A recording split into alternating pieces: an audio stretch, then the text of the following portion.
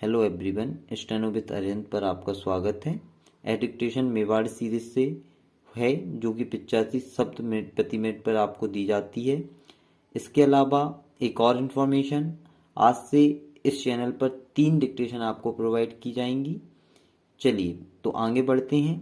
और यदि आप इस डिक्टेशन की पीडीएफ प्राप्त करना चाहते हैं तो आप हमारे टेलीग्राम ग्रुप को ज्वाइन कर सकते हैं, जिसका लिंक डिस्क्रिप्शन में दिया गया है।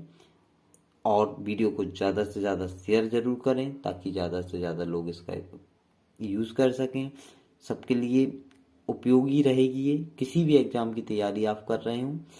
और एक और इन्फॉर्मेशन जो मैं कहूँगा, ये डिक्टेशन 85 शब्द से लेकर 88 तक फ्लक्चुएशन में बीच में देता हूँ ताकि आप एग्ज़ाम में चीज़ों को हैंडल कर सकें।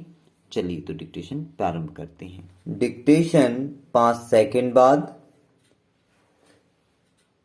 स्पीकर साहब, मेरा दूसरा प्रश्न लोक निर्माण विभाग के अंतर्गत है, जहां का मैं प्रतिनिधित्व करता हूं। उस क्षेत्र में सड़कों की हालत जर्जर और स्थिति बेहद दयनीय है। कई वर्षों से इस मार्ग पर कार्य नहीं कराया गया है। कहीं कहीं बड़े बड़े गड्ढे हो चुके हैं। अनेक जगह सड़क के अवशेष मात्र बचे हैं, जिसके कारण ग्रामीण लोग अपनी फसल को मजबूरी में कम दाम पर गांव में ही बेच देते हैं, क्योंकि फसल को मंडियों तक लाने में आवागमन की असुविधा होने से भयंकर परेशानी हो रही है। फसल को कम कीमत में बेचे जाने से किसानों का नुकसान हो रहा है, शोषण हो रहा है। उनकी हालत और स्थिति दयनीय होती जा रही है। माननीय सांसद महोदय की ओर से विभाग का ध्यान इस ओर आकर्षित कराया गया था, किंतु विभाग ने इस समस्या को गंभीरता से नहीं लिया गया है। मैंने सुना है कि विभाग की लापरवाही के कारण जनता में शासन के प्रति भारी असंतोष व्याप्त है, जो कभी भी जनाक्रोश और आंदोलन का रूप धारण कर सकता है। आपसे निवेदन है कि इस समस्या को दूर करने का कष्ट करें। उपाध्यक्ष जी, मेरा तीसरा प्रश्न वाणिज्यिक कर विभाग के बारे में है और मैं कहना चाहता हूं कि प्रदेश के अनेक शहरों में संपत्ति पंजीकृत कराने के लिए आम नागरिक को स्टाम्प पेपर नहीं मिल पा रहे हैं।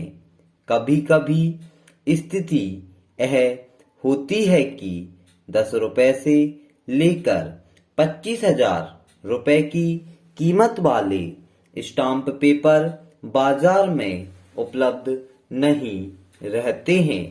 नागरिकों को बाजार में स्टाम्प खरीदने के लिए दूसरी जगह जाना पड़ता है, तो वहां पर उन्हें ज्यादा दाम देने के लिए मजबूर होना पड़ रहा है। देखा जाता है कि अन्य समय की तुलना में मार्च में रजिस्ट्रियां ज्यादा होती हैं। कोषालय में अग्रिम चालान देने पर भी विक्रेता को स्टाम्प उपलब्ध नहीं हो पा रहे हैं। बाजार में छोटे से लेकर बड़े स्टाम्प पेपर कमी के कारण आम आदमी को काफी परेशान होना पड़ रहा है और अलग अलग दुकानों से स्टाम्प खरीदने के लिए भटकना पड़ रहा है। मैं चाहता हूं कि शासन इस ओर शीघ्र ध्यान देगा तो जनता पर बड़ी कृपा होगी।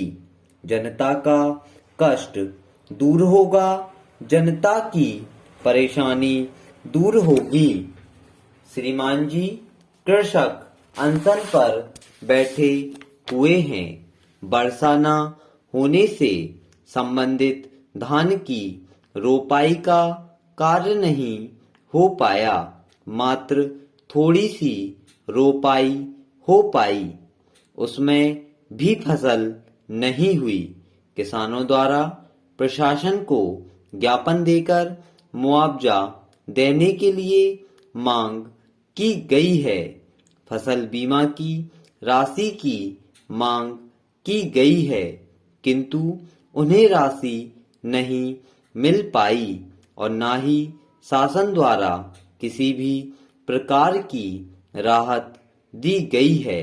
किसानों ने अपने गहने जमीन गिरवी रखकर फसल लगाने का कार्य किया था, उसमें भी कीट प्रकोप हो गया, जिससे धान की फसल चौपट हो गई है। अब कृषकों के सामने भारी संकट उत्पन्न हो गया है।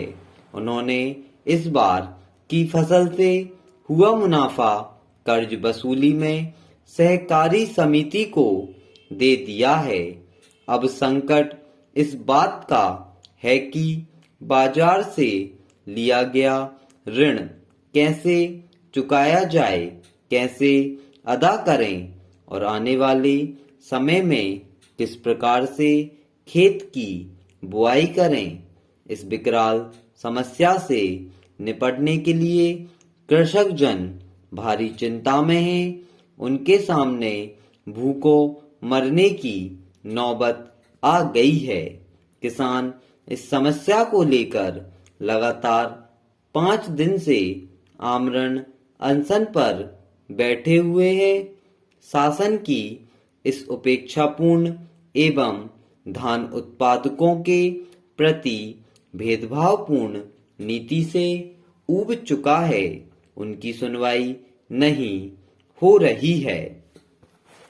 माननीय अध्यक्ष महोदय, यह सही है कि उनके जिले के अंतर्गत तहसील में कृषकों की फसल क्षतिपूर्ति एवं फसल बीमा राशि की मांग के संबंध में हड़ताल पर बैठे थे एवं मौके पर हुई चर्चा के अनुसार ज्ञापन प्राप्त कर हड़ताल समाप्त कराई गई।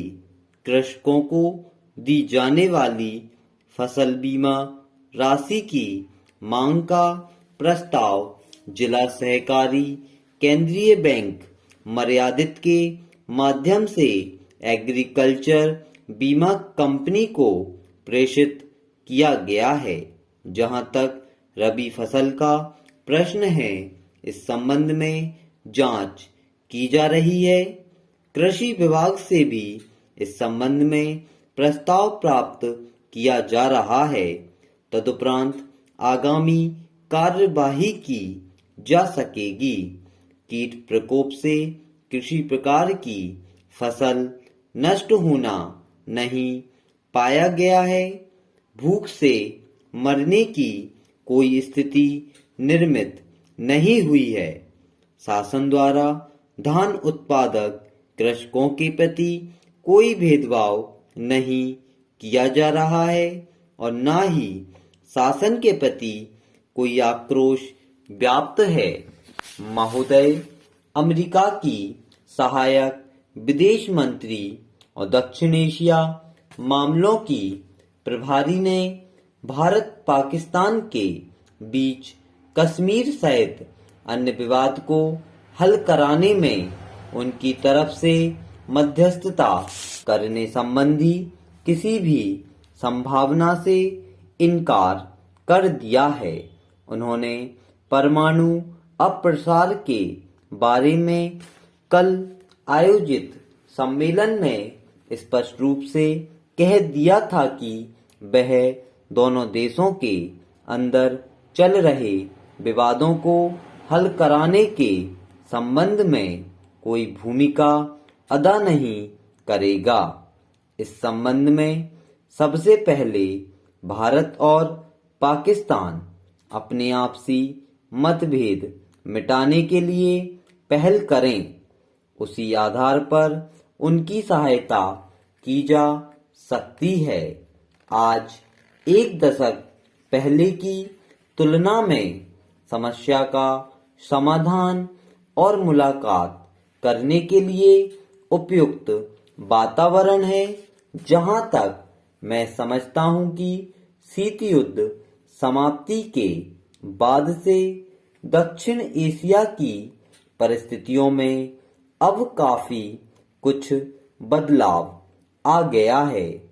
उन्होंने इस बात की तारीफ करते हुए कहा कि भारत में शुरू किए गए आर्थिक उदारीकरण ने अहम भूमिका अदा करते हुए अच्छा प्रदर्शन किया है। भारत ने खुले तौर पर यह स्वीकार करके इस संबंध में स्पष्ट रूप से कह दिया है कि हमारे द्वारा किसी प्रकार के प्रक्षेपास्त्रों की तैनाती नहीं की गई है। इस बारे में अमेरिकी समाचार पत्र में छपी खबरों का पूर्ण रूप से वस्तुतः खंडन कर दिया है। परमाणु अप्रसार संधि के बारे में कल आयोजित सम्मेलन में परमाणु प्रक्षेपास्त्र के क्षेत्र में संयम बरतने के मामले में भारत पाकिस्तान की सराहना करते हुए बताया गया कि भारत ने 1974 के बाद कोई परमाणु परीक्षण नहीं किया है। इस बारे में ना तो भारत ने और ना ही पाकिस्तान ने यह घोषणा की है कि वे परमाणु शक्ति संपन्न राष्ट्र हैं। दोनों ही देश किसी दूसरे देश से अपनी परमाणु प्रौद्योगिकी का आदान प्रदान कर रहे हैं और उन्होंने अपने 300 प्रक्षेपास्त्र तैनात करने से भी इनकार किया है। एक प्रश्न के उत्तर में कह दिया है कि भारत और पाकिस्तान दोनों ही इस मामले में संयम बनाए हुए हैं और हम इसे न केवल स्वीकार करते हैं बल्कि यह भी चाहते हैं कि इसी प्रकार का रिश्ता भविष्य में भी कायम रखा जाएगा। स्टॉप। आपको डिक्टेशन कैसी लगी? Please let me know in the comment section. Thank you.